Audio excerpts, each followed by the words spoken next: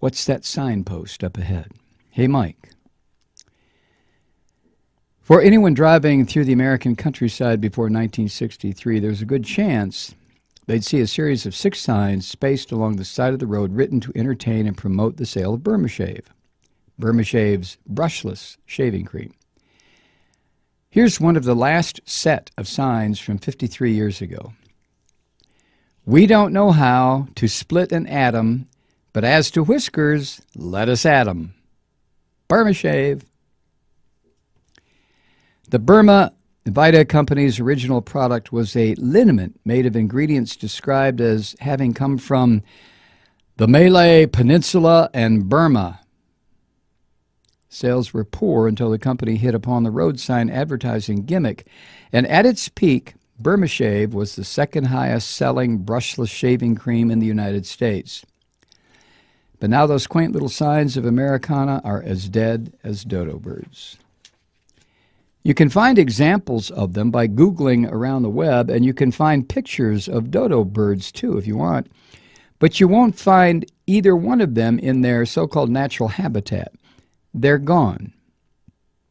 As Monty Python would say, they've kicked the bucket, shuffled off this mortal coil, run down the curtain, and joined the choir invisible. They are extinct. But Burma Shave signs are culturally extinct. In 1963, the company was sold to cigarette king Philip Morris, spun off to a Philip Morris subsidiary, and now is owned by the Energizer Bunny. Energizer could bring Burma Shave signs back by kicking off a nostalgic retro roadside campaign, but nothing short of Jurassic Park technology will bring the dodo bird back. The dodo bird is really, really extinct. They've been gone since 1662, and they're never coming back. As Kurt Vonnegut wrote many times, and so it goes. I suppose denial of one's own extinction is fairly common. It's probably pretty depressing for any sentient creature to realize, hey, I'm the last one. So it's far more comforting to think instead, hey, it's getting kind of lonely around here. Where'd everybody go? We have entered the shit or go blind era of human history. In 34 short years, it will be 2050. My son will be 50 years old, and half of all plant and animal life on this planet will be extinct. No big deal, right? According to the World Wildlife Fund, half of the world's animal population has already vanished since 1970. Anyone notice that? But the human population doubled. Did anyone notice that? I lived in Caracas, Venezuela, way back in 1965. It was a huge shift from being a middle-class kid from Seattle, let me tell you. I thought I knew what poverty looked like. I didn't have a fucking clue. I knew what the poor part of town looked like back home, but nothing prepared me to see slums stretching halfway to the horizon. I was talking to a guy from UNESCO, and he said the population was going to double over the next 20 years. They would need twice as much of everything by 1985 just to stay at their current level of poverty. I was working in L.A. in 1985. I remember wondering if the Caraqueños had acquired enough of everything to maintain their 1965 status quo. Did their slums now stretch all the way to the horizon instead of just halfway? An article from the Greenville Post by Alnur Latha and Martin Kirk states, quote, scientists tell us that we are already in the 6th great planetary extinction, with 150 to 200 species dying every day.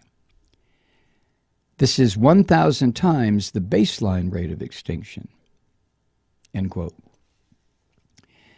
Strangely enough, this isn't a subject mentioned by the 2 bloated behemoths running for the presidency.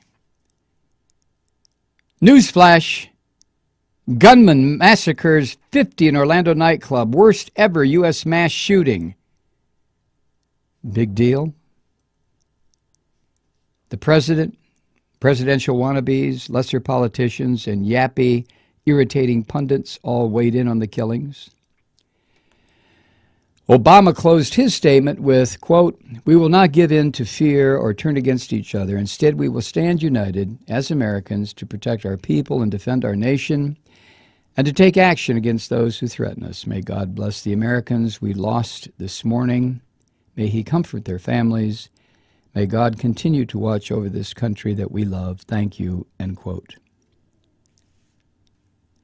God better have a handle on this, because over the next days, weeks, and months to come, we will see nothing done by our most trusted leaders to make sure this horrible tragedy is never repeated.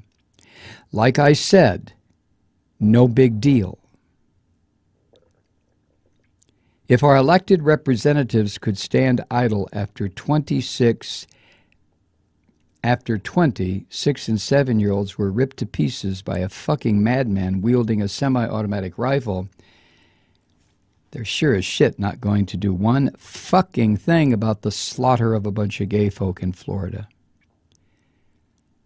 There are no safe places in America anymore. Nursing homes, movie theaters, elementary schools, universities, shopping malls, restaurants, and churches. They've all been sites of mass shootings. Who would change that? Sane people would. People who had a modicum of empathy would. But the spineless minions and their psychopathic masters would see a dip in their profit margins, so they let the god-awful butchery continue. Where was I? Oh yeah, extinction. A somewhat larger issue than answering the question, Donald or Hillary, who am I going to vote for? Regardless of what the pundits say, it doesn't matter. Joseph Kishore at the Greenville Post wrote recently, quote, "The impossibility of resolving any of the immense social and political problems facing workers and youth within the existing political framework could find no more conclusive demonstration than the candidacies of Clinton and Trump," end quote. The impossibility. Would I rather have Hillary Clinton do absolutely nothing, or do I prefer Donald Trump do absolutely nothing? But what about the Supreme Court? Blah, blah, blah. What about fill in the blank? Blah, blah, blah. Well, I'll tell you. The moment one of those gas bags sits down in front of a television camera and says, "Here's exactly what we're going to do in 2017 to make sure the temperature of the oceans do not rise 3 to 4 degrees," then I'll pay attention.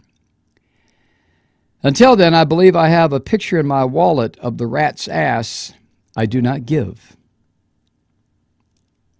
Donald and Hillary are committed to enriching themselves and their 1% pals at the expense of the entire world, as well as making war anywhere in the world to make money and garner more power.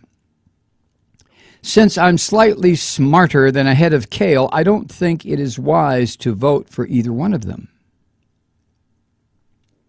From the book This Changes Everything by Naomi Klein, quote, "The International Energy Agency warns that if we do not get our emissions under control by a rather terrifying 2017, our fossil fuel economy will lock in extremely dangerous warming."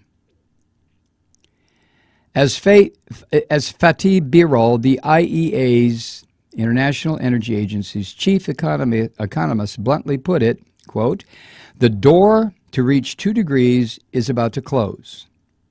In 2017, it will be closed forever."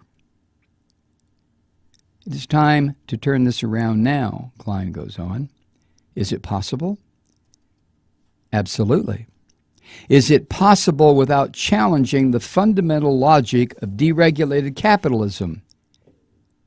Not a chance. End quote. Naomi Klein. I don't worry if the United States will completely become fascistic under Trump, or only 98% under Hillary. I worry about what the world will be like when my son celebrates his 50th birthday. From Kurt Vonnegut, quote, If flying saucer creatures or angels or whatever were to come here in 100 years, say, and find us gone like the dinosaurs, what might be a good message for humanity to leave for them, maybe carved in great big letters on a Grand Canyon wall? Here is this old poop's suggestion. We probably could have saved ourselves, but we're too damn lazy to try very hard. End quote. Within this veil of toil and sin, your head grows bald, but not your chin. Use Burma shave. Regards,